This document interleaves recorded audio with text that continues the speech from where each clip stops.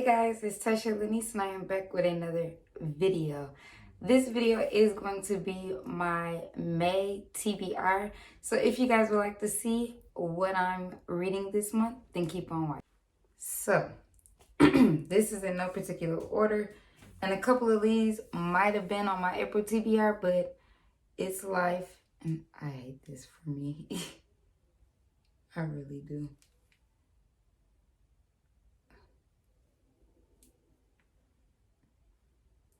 Like, what? Okay. All right.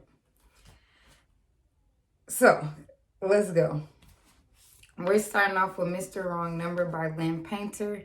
Lynn Painter has written A Do-Over, which I read, and I think best movie ever or something like that. Something to that nature. But this is basically about a girl who has to move in with her brother. She starts getting,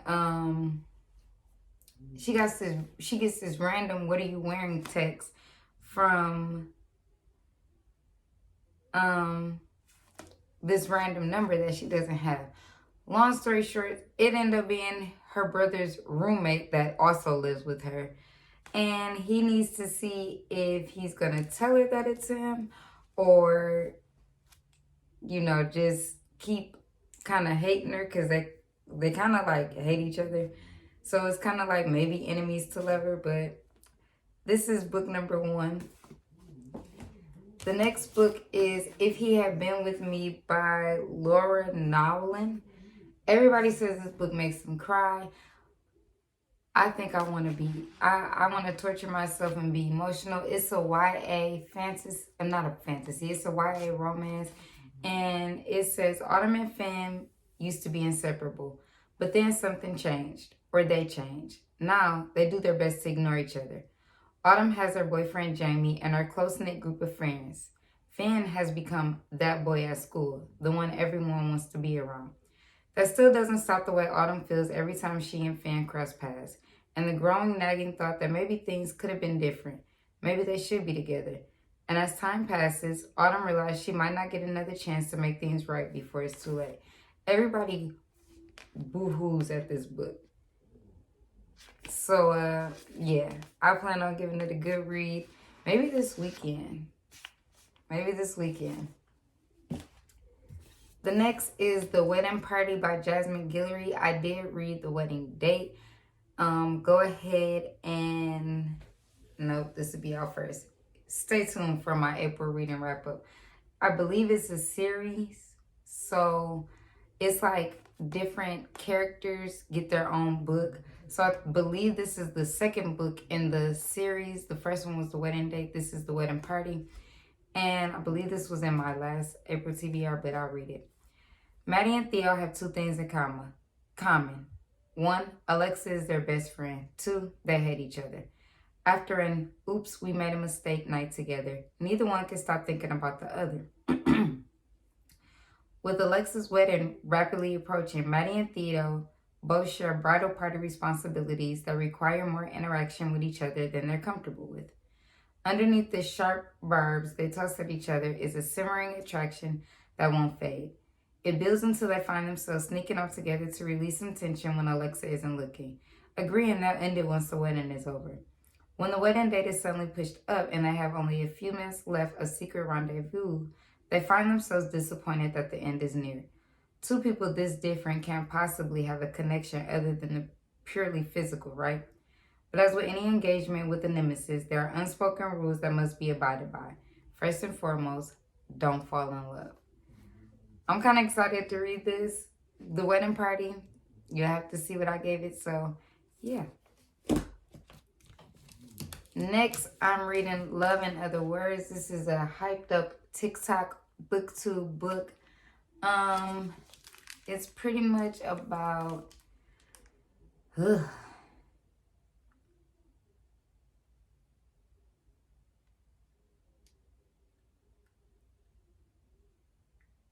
I believe, okay, let me just read it.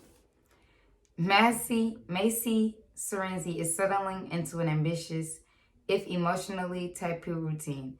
Work hard as a new pediatrics resident, plan her wedding to an older, financially secure man, keep her head down and heart tucked away. But when she runs into Elliot, I don't even know how to say his last name, the first and only lover of her life, the careful bubble she's constructed begins to dissolve. Once upon a time, Elliot was Macy's entire world, growing from ganglish, bookish friend into the man who coaxed her heart open again, only to break it on the very night he declared his love for her. Told in alternating timelines between then and now, teenage Elliot and Macy grow from friends to much more, spending weekends and lazy summers together in a house outside of San Francisco, devouring books, sharing favorite worlds, talking through their growing pains and triumphs. As adults, they have become strangers to one another until their chance reunion. Although their memories are obscured by the agony of what happened that night so many years ago, Elliot will come to understand the truth behind Macy's decade-long silence and will have to overcome the past in himself to revive her faith in the possibility of an all-consuming love. This is by Christina Lauren, two authors, so this gets a lot of hype. I'm pretty excited to read it. Next is a thriller, which is called The Final Support Group, and I believe this was in my April TBR. This is by Grady Hendrix. And in horror movies, the final girl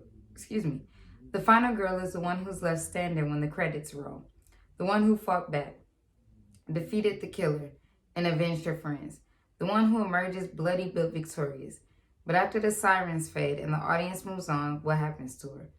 Lynette Turkington is a real-life final girl who survived a masquerade 22 years ago, and it has defined every day of her life since. And she's not alone. For more than a decade, she's been meeting with 5 other actual final girls and their therapists in a support group for those who survived the unthinkable, putting their lives back together piece by piece. That is until one of them misses a meeting and Lynette's worst fears are realized. Someone knows about the group and is determined to take their lives apart again, piece by piece. But the thing about these final girls is that they have each other now, and no matter how bad the odds, how dark the night, how sharp the knife, they will never ever give up. I need to read a thriller at least once a month, so this will be one of the thrillers for the month. And then I'm going to go ahead and knock the other thriller out the way, which is Wrong Place, Wrong Time. I randomly seen it on somebody's BookTube video. And can you stop a murder after it's already happened? What? This is by Gillian McAllister.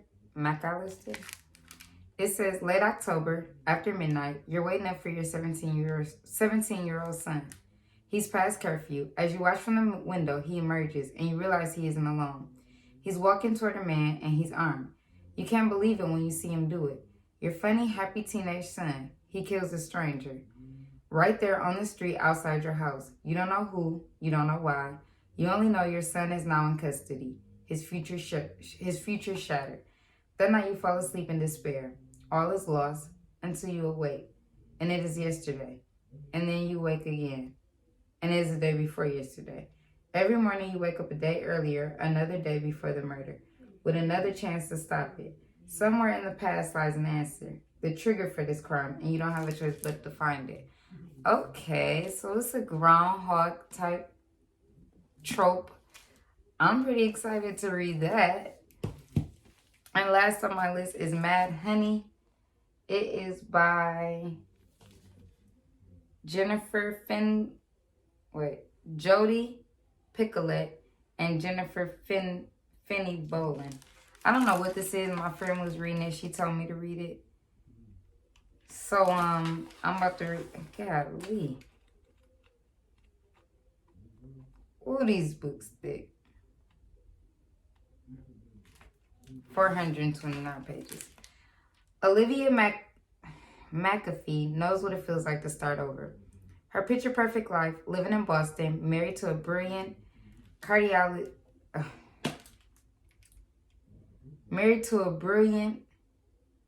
cardiothoracic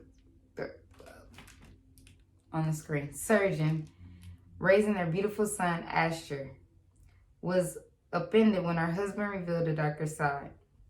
She never imagined that she would end up back in her sleepy New Hampshire hometown, living in the house she grew up in and taking over her father's beekeeping business.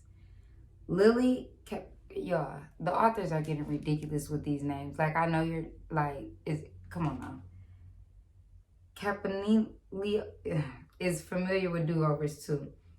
When she and her mom relocate to Adams, New Hampshire for her final year of high school, they both hope it will be a fresh start. And for just a short while, these new beginnings are exactly what Olivia and Lily need. Their paths cross when Asher falls for the new girl in school, and Lily can't help but fall for him too. With Ash, she feels happy for the first time. Yet she wonders if she could trust him completely. Then one day, Olivia receives a phone call. Lily is dead, and Asher is being questioned by the police.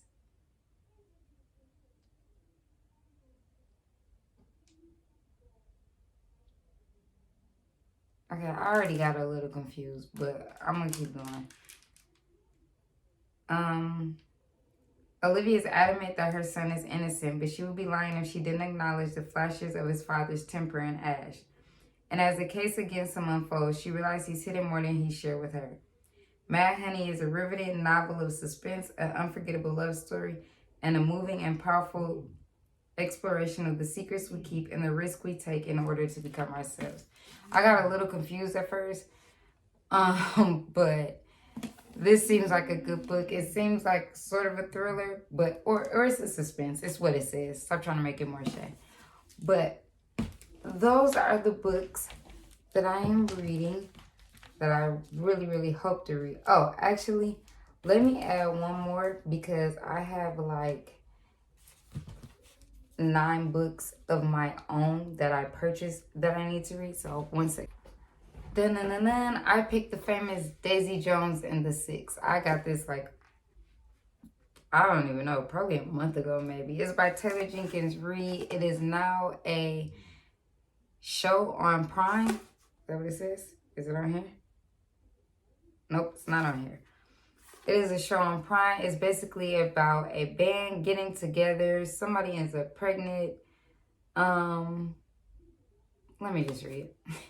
Daisy is a girl coming of age in LA, in the late 60s, sneaking into clubs on the Sunset Strip, sleeping with rock stars, and dreaming of singing at the Whiskey A Go-Go.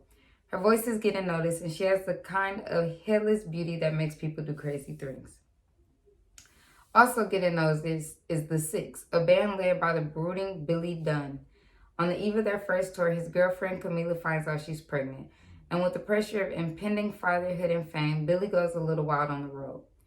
Daisy and Billy cross paths when a producer realizes that the key to supercharged success is to put the two together. What happens next will become the stuff of a legend. The making of that legend is chronicled in this riveting novel, written as if it were the oral history of one of the biggest bands of the 70s. In Daisy Jones and the Six, Taylor Jenkins Reid brilliantly captures an unforgettable place and time and an utterly distinctive voice. I love Taylor Jenkins Reid, so I'm pretty excited to read this. That is 4, 6, 7, 8, 9 books that I'm going to try to read.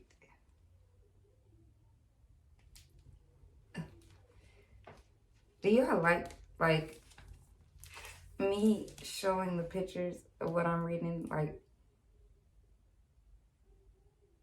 does that make y'all want to click on the video? Let me know. Thank you guys so much for watching. If you guys enjoyed this video, make sure you give it a thumbs up. Don't forget to comment and please subscribe. Hit the notification bell. Share this with your friends. I post on Sundays and Wednesdays at 3 p.m. So make sure you hit the bell so you're notified. Again, thank you for watching and I'll see you guys in my next video. Bye.